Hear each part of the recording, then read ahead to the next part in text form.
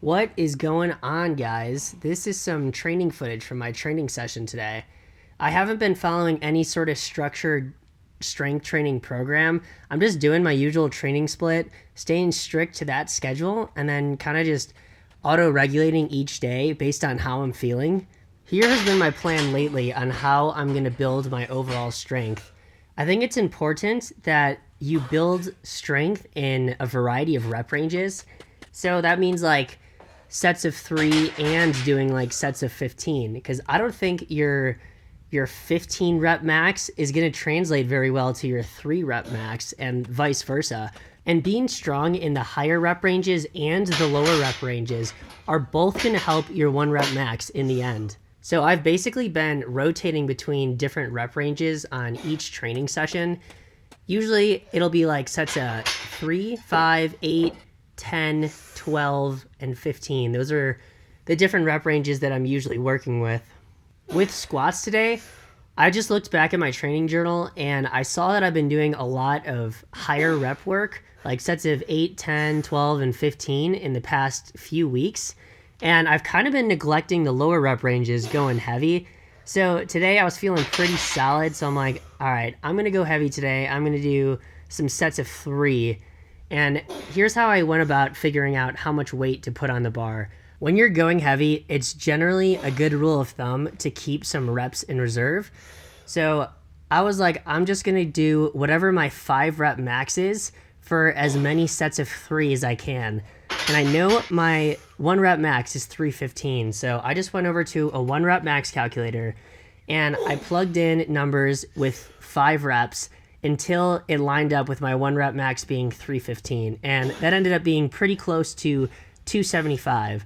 So I slapped 275 on the bar and just started doing sets of 3 until it felt like I wasn't able to complete a set of 3 on the next set. So right here, you're watching my 4th set of 3 with 275. And guys, the weight was feeling really heavy today. I think it was because I haven't gone heavy in a while, so I just wasn't used to the feeling of heavy weight being on my back. It's been like 3 weeks. And these reps were really starting to slow down. See, this last one, really kind of a grinder. So I decided to cut it from there and drop the weight. And then I was thinking to myself, I can't let my total working volume on squats only be 12 reps. That's just not enough volume. So I dropped the weight down to 225 and just decided to rep it out. I ended up getting 8 reps, and I'm happy with that because it was my 5th set of squats. I was already kind of fatigued at that point. And then I moved on to some bench press. If you guys remember my training split from one of my previous videos, I basically just do 6 exercises that are the foundation of all of my training, and those are split across 2 days. So today is the first half. I'll do squat, bench, and row. You see me doing some dumbbell rows right here. And then tomorrow I'll switch it up and do deadlift, overhead press, and pull-ups. And I really think if these 6 movement patterns are the primary focus of your training, you're going to get the most bang for your buck when it comes to overall strength. And here with this bench press and row workout, I was bouncing back and forth between the two. And all I did was look into my training journal and was like, all right, I just need to do more than last training session. So I saw with bench press 2 weeks ago, I did 5 sets of 10 with 155. So today I was like, all right, I'm just going to throw 160 on the bar and rep that out for sets of 10. And I ended up getting 4 sets of 10. I couldn't quite get a 5th set. If you saw that last rep right there, I was dying. And then when it comes to rows, I've actually been stuck at 90 pounds for 12 reps for so long.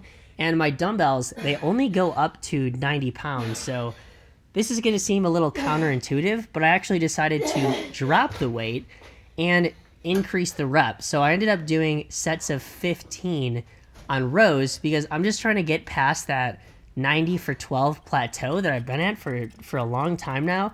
And I think if I just rep out sets of 15 with the 80s, maybe I'll be able to get up to sets of 15 with the 90s after a couple weeks. This is why it's really important for you to keep a training journal and write down your workouts every single session, because I can just go back into my training journal and be like, all right, I've actually been stuck at 90 pounds for 4 weeks now, doing the exact same number of reps, so something needs to change. This is where I would normally say just increase the weight to like a 100-pound dumbbell, but my dumbbells only go up to 90, so I have to kind of get creative given the constraints of the garage gym. So lower the weight, change the number of reps, that changes up the training stimulus to my body. And let me tell you, it felt significantly harder doing sets of 15 with 80s than 90 pounds for 12, because I think my body was just so used to doing 90 for 12 that it was just doing nothing for me. So that's where looking in the training journal and recognizing when things aren't working and changing it is super valuable. As you can see, after the primary movements, I decided to rep out a decent amount of accessory work, some core and some arms, and that was the workout. Don't forget to like the video, comment, subscribe, and I'll see you in the next one.